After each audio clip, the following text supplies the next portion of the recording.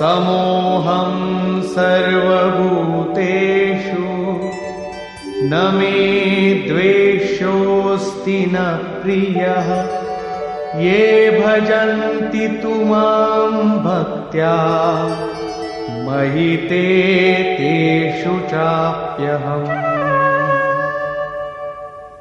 सृष्टि में न मेरा कोई प्रिय है और न अप्रिय है, किंतु जो अनन्य भक्त है वो मुझ में है और मैं उसमें हूं।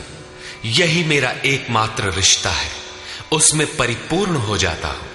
मुझ में और उसमें कोई अंतर नहीं रह जाता।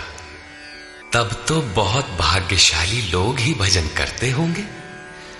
भजन करने का अधिकार किसे है? इस पर योगेश्वर श्री कृष्ण कहते हैं,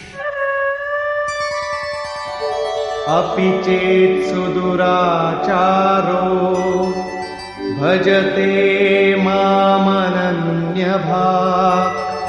साधुरेव समन्तव्यः सम्यग् व्यवसितो हि सः। यदि अत्यंत दुराचारी भी अनन्य भाव से अर्थात अन्य धन न, मेरे सिवाय किसी अन्य वस्तु या देवता को न भजकर केवल मुझे ही निरंतर भजता है, वो साधु ही मानने योग्य है। अभी वो साधु हुआ नहीं है, किंतु उसके हो जाने में संदेह भी नहीं है, क्योंकि वो यथार्थ निश्चय से लग गया है। अतः भजन आप भी कर सकते हैं, बशर्ते कि आप मनुष्य हो, क्योंकि मनुष्य ही यथार्थ निश्चय वाला है।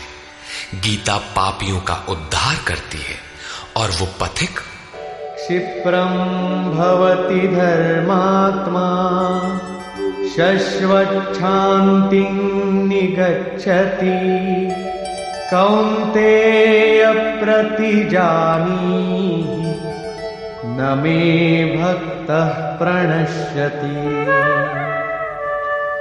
इस भजन के प्रभाव से वो दुराचारी भी शीघ्र ही धर्मात्मा हो जाता है, परम धर्म परमात्मा से संयुक्त हो जाता है तथा सदैव रहने वाली परम शांति को प्राप्त होता है। कौन्तेय, तो निश्चय पूर्वक सत्य जान कि मेरा भक्त कभी नष्ट नहीं होता। यदि एक जन्म में पार नहीं लगा तो अगले जन्मों में भी वही साधन करके शीघ्र ही परम शांति को प्राप्त होता है। अतः सदाचारी दुराचारी सभी को भजन करने का अधिकार है। इतना ही नहीं अपितु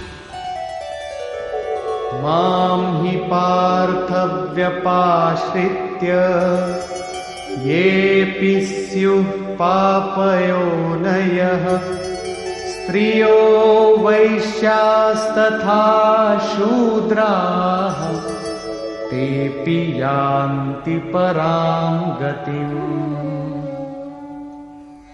पार्थ, स्त्री वैश्य शूद्रादि तथा जो कोई पाप योनि वाले भी हों, वे सभी मेरे आश्रित होकर परम गति को प्राप्त होते हैं।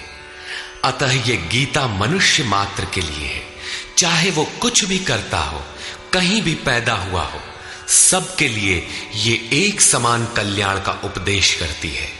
गीता सार्वभौम है। पाप योनि अध्याय 16 के 7वें से 21वें श्लोक तक आसुरी वृत्ति के लक्षणों के अंतर्गत भगवान ने बताया कि जो शास्त्र विधि का त्याग कर नाम मात्र के यज्ञों द्वारा दंभ से यजन करते हैं, वे नरों में अधम है।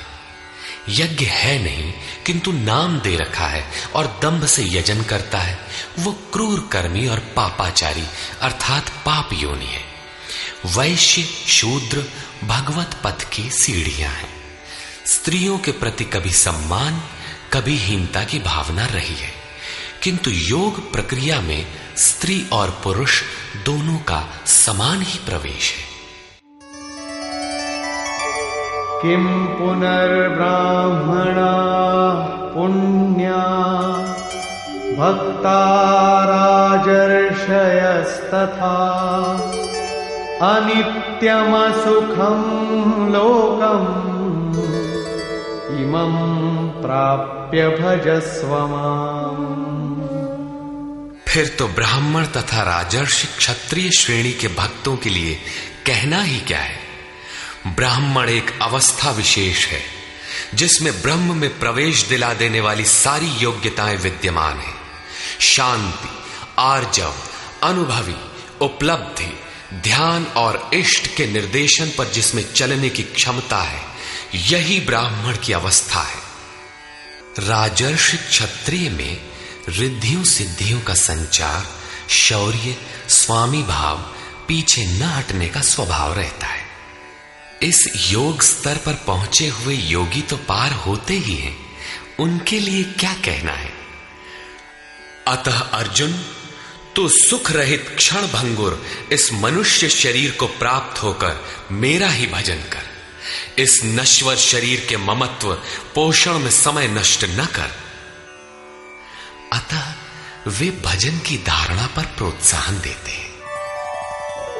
मन्मना भव मद्भक्तो मद्याजी मां नमस्कुरु मामे वैश्यसि युक्त्वैवम् आत्मानं मत्परायणः।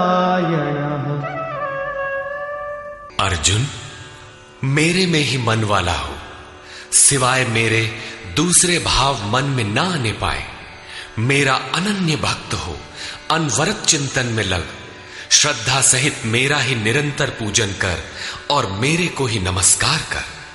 इस प्रकार मेरे शरण हुआ, आत्मा को मुझ में एक ही भाव से स्थित कर, तू मुझे ही प्राप्त होगा, अर्थात मेरे साथ एकता प्राप्त करेगा। और का शेयर करो वीडियो और फॉलो करो, सब्सक्राइब करो। सब्सक्राइब भी करवा देंगे, इस करवा दीजिए। करवा दो भैया, फॉलो कर लो आप लोग, सब्सक्राइब भी कर लो।